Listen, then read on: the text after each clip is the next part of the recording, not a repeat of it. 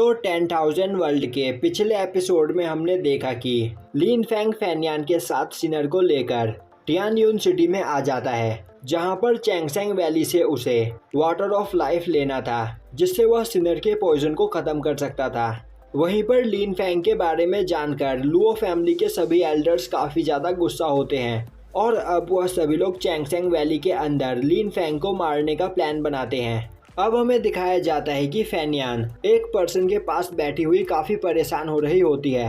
वहीं उस पर्सन की पूरी बॉडी फ्रीज हो चुकी होती है और तभी वहां पर लिन फेंग आता है और फेन्यान से इस बारे में पूछता है, जिस पर फेन्यान उसे बताती है कि यह पर्सन उसका छोटा भाई चैंग क्विन है और फेंगयान ने अभी अभी चैंग क्विन को सोल पावर को बढ़ाने वाली मेडिसिन दी है, जिसके बाद चैंग क्विन फ्रीज होने लगा। लिन फेंग बोलता है, तो आपकी फैमिली के अंदर कौन सी ब्लड लाइन है, जिस पर फेन्यान उसे बताती है गोल्डन ईगल ब्लड लाइन। पर इस टाइम पर ज़्यादातर लोगों के पास ब्लैक ईगल ब्लड लाइन है और उसका भाई बचपन से ही काफ़ी ज़्यादा कमज़ोर है, जिसकी पावर बढ़ाने के लिए फेन्यान ने उसे यह मेडिसिन दी थी। और फेन्यान का एक भाई और एक बहन है और उनकी मॉम उन्हें बचपन में ही छोड़कर चली गई थी और तभी से उनके अंकल ने उनकी देखभाल की। पर जब उसके भाई की एज 15 साल हो गई, उसके बाद भी वह अपने मार्शल सोल को कंडेंस नहीं कर पाया, जिसके बाद फेन्यान ने उसकी पावर बढ़ाने के लिए उसे यह मेडिसिन दिया और अब चैंग क्विन की यह हालत है। तभी फेन्यान का अंकल भी वहां पर आ जाता है और बोलता है कि चैंग क्विन के अंदर सच में काफ़ी खतरनाक आइस पावर है और चैंग क्विन की पावर बिल्कुल मेरी तरह है। मेरे पास भी आइस ब्लड लाइन है, पर मेरे पास यहाँ पर बस 8th grade ice soul power है। पर चैंग क्विन की पावर काफ़ी ज़्यादा खतरनाक लग रही है, जो सुनकर फेन्यान खुश हो जाती है और अपने अंकल से पूछती है कि तो क्या चैंग क्विन सच में इससे पावरफुल बन सकता है। तभी उसका अंकल बोलता है इसकी कोई गारंटी नहीं है, जिसके बाद वह फेन्यान को पीछे हटने के लिए बोलकर चैंग क्विन की बॉडी के अंदर से आइस पावर को अपने अंदर एब्जॉर्ब करने लगता है, जिससे चैंग क्विन अपने नॉर्मल फॉर्म में आ सके। पर चैंग क्विन की आइस पावर काफ़ी ज़्यादा खतरनाक होती है, जिस वजह से फेन्यान के अंकल मैसेंजर मो भी वहाँ पर फ्रीज होने लगते हैं। तभी लिन फेंग उन्हें संभालता है, जिसके बाद वह अपने ब्लड क्लोटिंग पैटर्न का यूज करते हुए चैंग क्विन की आइस पावर को अपने अंदर एब्जॉर्ब करने लगता है। पर वह आइस पावर काफ़ी ज़्यादा खतरनाक होती है, जिस वजह से अब लिन फेंग भी वहां पर फ्रीज होने लगता है। पर तभी वह अपने फिनिक्स फायर का यूज करता है और अब थोड़ी ही देर में वहां पर चैंग क्विन ठीक हो जाता है, जो देखकर फेन्यान काफ़ी ज़्यादा खुश होती है और अब वह चैंग क्विन को बताती है कि यहाँ पर लिन फेंग ने उसकी जान बचाई है, जिस पर चैंग क्विन लिन फेंग को थैंक्स करता है। वहीं मैसेंजर मो भी लिन फेंग से काफ़ी ज़्यादा इम्प्रेस होते हैं। तभी लिन फेंग बोलता है कि वह चैंग क्विन के ऊपर एक पैटर्न बनाना चाहता है, जिससे फ्यूचर में चैंग क्विन को यह प्रॉब्लम दोबारा ना हो। और अब वह चैंग क्विन के ऊपर ब्लड क्लोटिंग पैटर्न बनाकर उसे कॉन्सेंट्रेट करने के लिए बोलता है, जिसके बाद चैंग क्विन ऐसा ही करता है और अब थोड़ी ही देर में वह अपने आइस पावर को कंट्रोल कर पा रहा था, जिससे वहाँ पर सभी लोग काफ़ी ज़्यादा खुश होते हैं। अब चैंग क्विन लिन फेंग को थैंक्स करता है, जिसके बाद लिन फेंग उसे आराम करने के लिए बोलकर वहां से चला जाता है।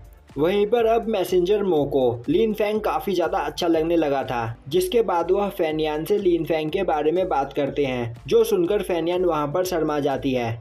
अब दिखाया जाता है कि फेन्यान और मैसेंजर मो दोनों ही लिन फेंग का थैंक्स कर रहे होते हैं। तभी लिन फेंग बोलता है कि चैंग क्विन के अंदर अपना एक टैलेंट है, जिस वजह से वह ठीक हो पाया है और लिन फेंग ने यहाँ पर कुछ भी नहीं किया। और तभी लिन फेंग एक जगह पर कई सारे लोगों को देखता है, जिस पर मैसेंजर मो उसे बताते हैं कि यह सभी लोग चैंगसेंग वैली के अंदर जाना चाहते हैं और यह सभी लुओ फैमिली के मेंबर्स हैं। और लुओ फैमिली टियानयुन सिटी के सबसे पावरफुल फैमिलीज में से एक है और उसका हेड मार्शल गॉड टेम्पल का सबसे पावरफुल गार्ड है। जिसके बाद मैसेंजर मो लिन फेंग को उसके पीछे आने के लिए बोलता है, क्योंकि अब थोड़ी ही देर में चैंगसेंग वैली का गेट खुलने वाला था। तभी फेन्यान लिन फेंग से बोलती है कि उसे यहाँ पर सिनर के बारे में सोचकर परेशान होने की कोई जरूरत नहीं, क्योंकि लिन फेंग की गैर मौजूदगी में वह सिनर का काफ़ी अच्छे से ध्यान रखेगी। अब यह सुनकर लिन फेंग वहाँ से चला जाता है। अब लिन फेंग मैसेंजर मो के साथ एक जगह पर आता है, जिस जगह पर लान फैमिली की हेड पहले से ही मौजूद होती है और अब वह दोनों मिलकर वहाँ पर अपने पास मौजूद की से चैंगसेंग वैली के उस गेट को खोलते हैं।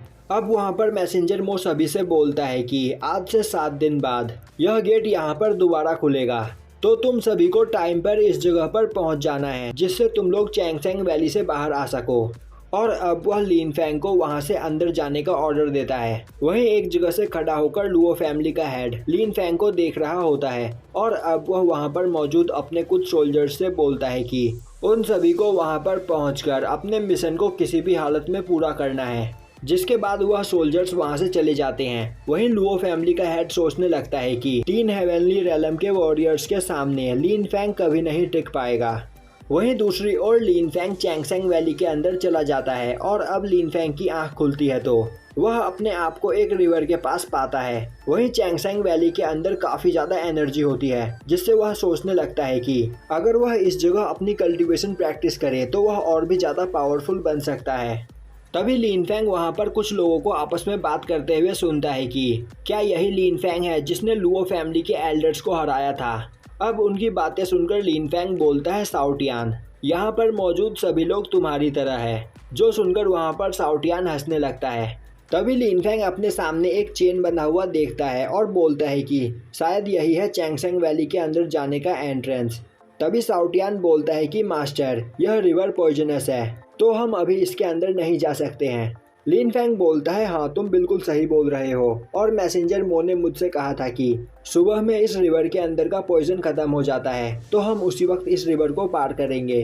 तभी लिन फैंग के ऊपर कोई फेदर से अटैक करता है जिसे लिन फैंग वहां पर पकड़ लेता है। अब वहां पर एक लड़की बोलती है, तो तुम हो पिंग टियान शॉर्ट किंग के बेटे लिन फैंग और तुम्हारी एज अभी 16 साल की है, तुम बिल्कुल मिस बैन की तरह हो।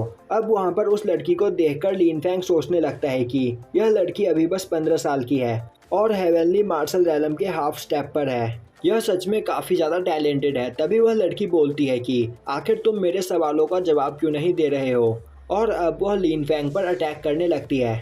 पर लिन फैंग काफ़ी आसानी से उसके सभी अटैक्स को ब्लॉक कर देता है। तभी वह लड़की लिन फैंग के ऊपर अपने फेदर से अटैक कर देती है, पर लिन फैंग काफी आसानी से उसके इस अटैक से भी बच जाता है और अब वह उसके पास आकर उसे एक पंच मारने के लिए आगे बढ़ता है। पर तभी वह रास्ते में रुककर उसे अपनी उंगली से मारता है और बोलता है कि तुमने बिल्कुल सही कहा, पिंग टियान शॉर्ट किंग लिन साउटियान मेरे फादर है और तुम कौन हो।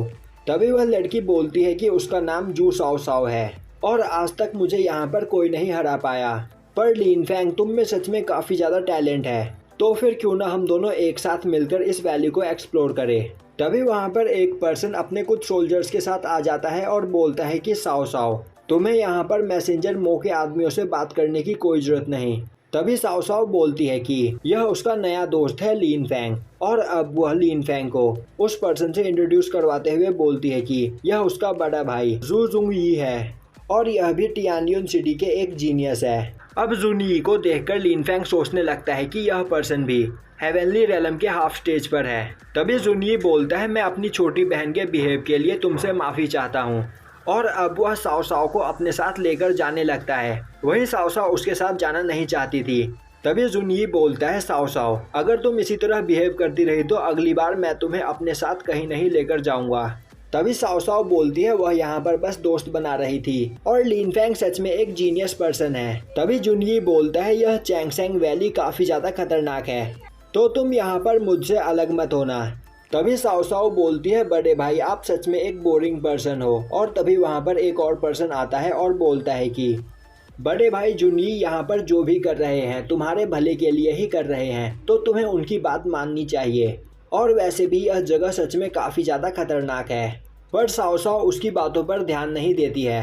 अब दिखाया जाता है कि उस जगह से पॉइजन के हटने के बाद जुनयी अपने सभी साथियों के साथ उस रिवर को पार करने के लिए उस चेन पर चलना स्टार्ट करता है। तभी उस चेन के ऊपर साओ साओ का बैलेंस बिगड़ जाता है और अपने बैलेंस को मेंटेन करने के लिए वह अपने मार्शल सोल की पावर का यूज़ करती है। जिस मार्शल सोल की पावर को देखकर वह पर्सन सोचने लगता है कि यह एक मिस्टीरियस बर्ड मार्शल सोल की पावर है और इस मार्शल सोल की पावर के बारे में आज तक किसी को भी नहीं पता।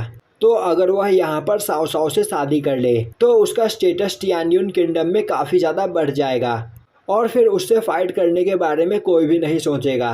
अब उन सभी के वहाँ से जाने के बाद लिन फैंग भी उस चेन के ऊपर आता है और अब वह धीरे धीरे आगे बढ़ने लगता है और यहीं पर यह एपिसोड ख़त्म हो जाता है।